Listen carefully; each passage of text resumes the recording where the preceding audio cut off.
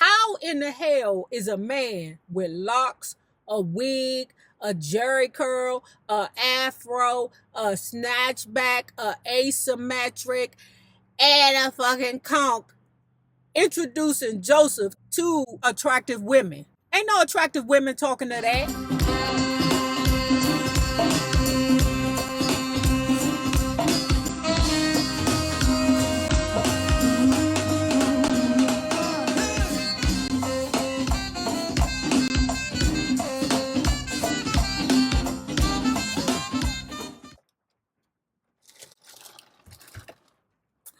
Well, hello there, love bugs. Hello there, Bellas. If you have not already done so, please remember to like, share the Facebook, subscribe, and visit uptopbeauty.com for these Miss Chi shades. And if you are not already a part of this book club, please hit the Patreon link below and or the join button here on the YouTube. And for a small monthly fee of $5, you babies, yes, you can be privy to all the shenanigans before the YouTube gets it, if the YouTube gets it. Now, book club members, paying book club members, I've just told you what the next book is going to be, okay? Shortly, I'm going to be releasing a list of the books for 2023. My goal is, y'all, is a book a month.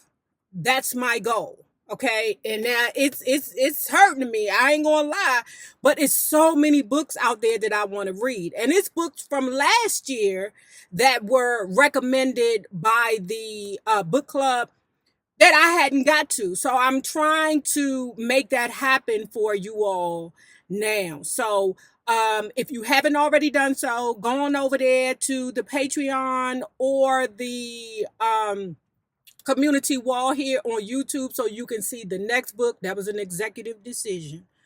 Okay, I know you like, ain't nobody vote on this, but listen, we have to make this book club renowned. Okay. I want people to know us when they see us. I want, even though we already have like celebrities coming in my DMs telling us that we're doing a good job, you know, blah, blah, blah.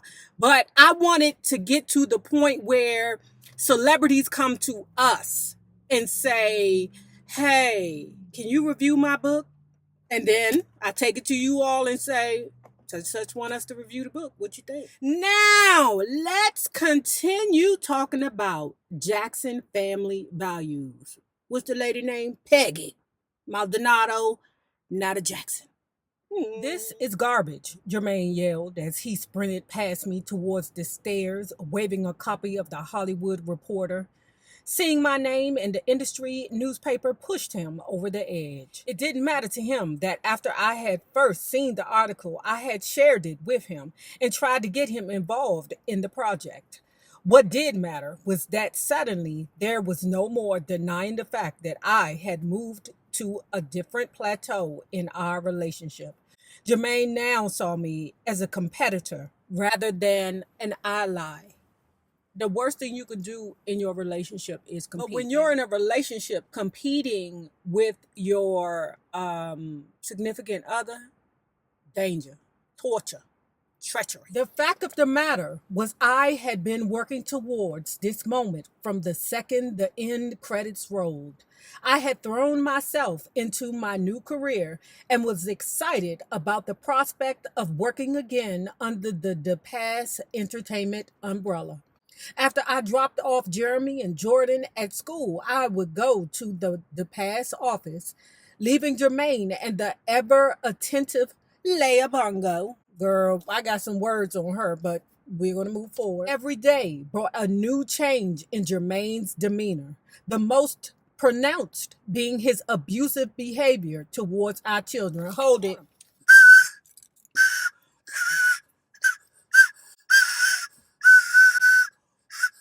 What? So now Jermaine is beating the kids, girl? Time to go. Somebody in the comments had said that she was turning into a Catherine, okay? Now, if nothing solidified it, that did. If she don't leave him after this, I got a problem with Peggy, even though I got some other problems with Peggy, because I see you, girl. I see you, Peggy. You basically use Jermaine as a stepping stone. I see you, but I'll move forward. I believe in discipline, but it should be tempered with love and encouragement. If you reward children when they behave, most kids will do their best to be good. If you punish them too harshly for their mistakes, however, you risk the chance of making them fear rather than respect you. Given the way the Jackson children were raised, I should not have been surprised when Jermaine started to spank Jeremy and Jordan with increased frequency and force. I begged him to stop, telling him that we weren't in Gary, Indiana, and that he wasn't his father. Oh, yes, he is. To my surprise, Catherine didn't back me up. She sided with Jermaine, reciting the old chestnut, spare the rod and spoil the child. About the same time, Michael Jackson had begun a 3-month-long campaign to right his increasingly warped image. My reclusive brother-in-law, who previously... Wait, when did they get married? When did the marriage thing happen? What is she talking about? Did she marry him or not? When I looked at the Wikipedia, they wasn't married. She is a Pisces, and they do be dreaming. I'm a Libra sun, Pisces moon, and I be dreaming like a mug. You hear me? I mean, dreaming, girl. I be hoping one day them dreams gonna come true for me. My recluse brother-in-law, who previously had barely showed his unmasked face, suddenly was being seen everywhere. He kicked off 1993 by singing We Are the World in Washington, D.C. at the presidential gala for Bill Clinton. Chelsea was positively unglued. Mom and Pop Clinton seemed pleased, and as talent goes, this gala was one to remember. The Jackson family wasn't invited, so we watched it on TV because they know you niggas. The Clintons, even though they niggas themselves, they know that the Jacksons are real ninjas. What? Do we want the shenanigans of the Jackson family here? Hell no. Have you seen LaToya? Now, if Janet want to come, she can come.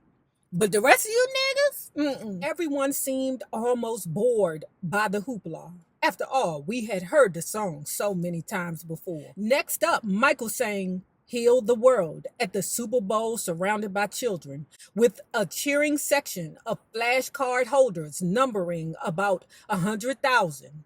He promoted his Heal the World inner city charity. His performance, complete with pyrotechnics, lasers, and a 750 voice choir, was watched by more people in America than any other show ever. We were among them. Michael then popped up at the NAACP Image Awards and the American Music Awards ceremonies, where he received an award from his buddy Elizabeth Taylor, proclaiming him the king of pop, rock, and soul. Pause. Right. So I want to know why, when Whitney Houston stood up there next to her man and proclaimed that her man was the king of R&B, you ninjas was laughing at her. But when Liz come up there and proclaimed that this is the king of pop, you guys like, oh yes, strong J. Yes, Michael Jackson is the king of pop, rock, and soul. Now, I don't know about all that, but he will always be the king of pop. Now, they said, who else did they say? Oh, I forget the name of the dude. A white guy is now being called the king of pop. And Michael Jackson's kids was like, how is that possible? We don't know this ninja. Michael had one more card up his sleeve. It was the ultimate public relations dream. A 90-minute Oprah Winfrey primetime TV special to be conducted from Michael's own Neverland Ranch. I remember that time when Michael Jackson started popping up everywhere.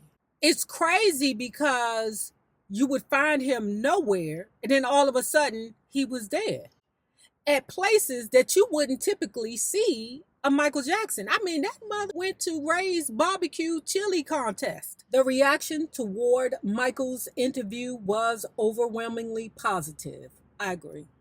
That's when I liked the Oprah. Just by being willing to answer the questions, Michael Jackson had been able to stop many of the rumors, distortions of truth, and innuendos. It served to bring leagues of fans back into his fold, and sales of his dangerous album soared back into the top 10. Leah Bongo, whom I had nicknamed the African Queen, maintained her live-in status in the guest room despite my continuing pressure to give her the royal heave-ho. Having already begged with Leah and pleaded with Catherine, I added an additional incentive. I wanted to give Leah $3,000 in cold cash to move. You won't use that $3,000 to move you and your children up out of the house when Jermaine ass is around here getting brutal. That's part of why I kind of give Peggy the side eye, because I'm like, what's more important to you, the safety of yourself and your children, or being a Jackson or not a Jackson because he didn't marry you, or being a part of the Jackson entourage? That's what I'm really trying to understand about her. You know, like, she paints herself as a victim, but if you got 3 G's to get Leah up out of there, then you should be able to have that 3 G's to put you and your children in a different spot.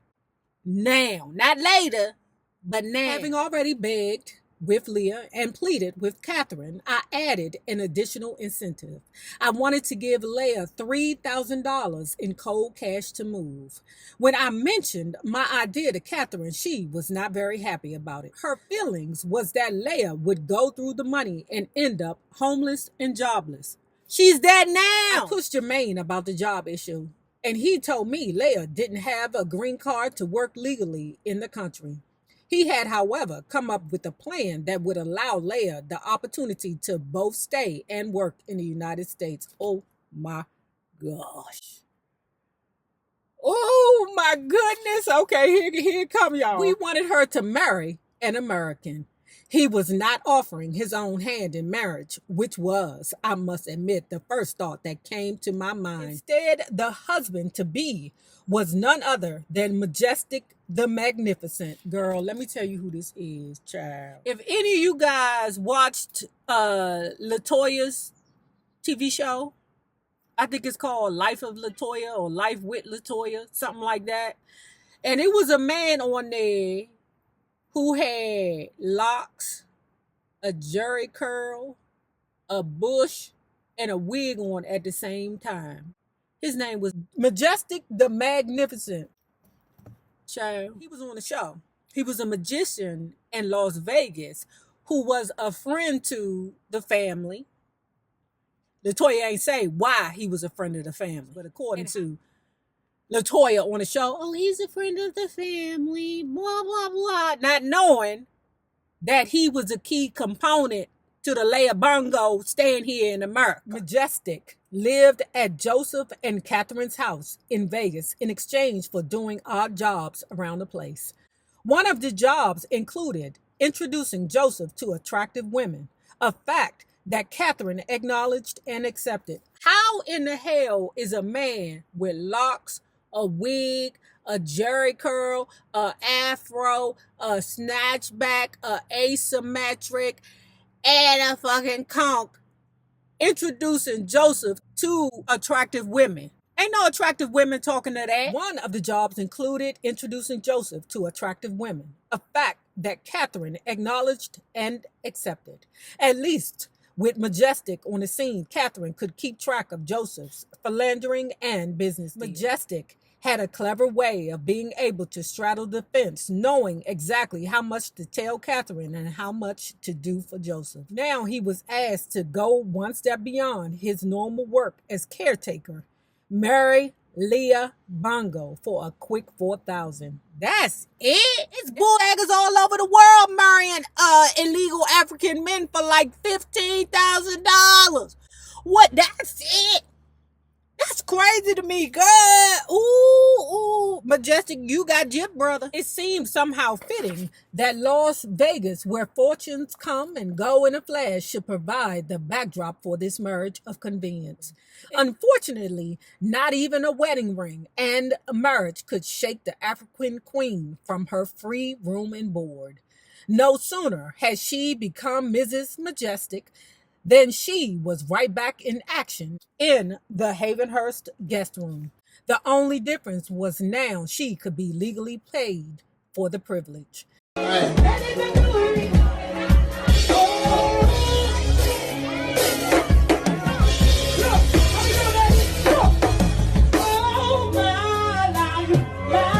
Oh,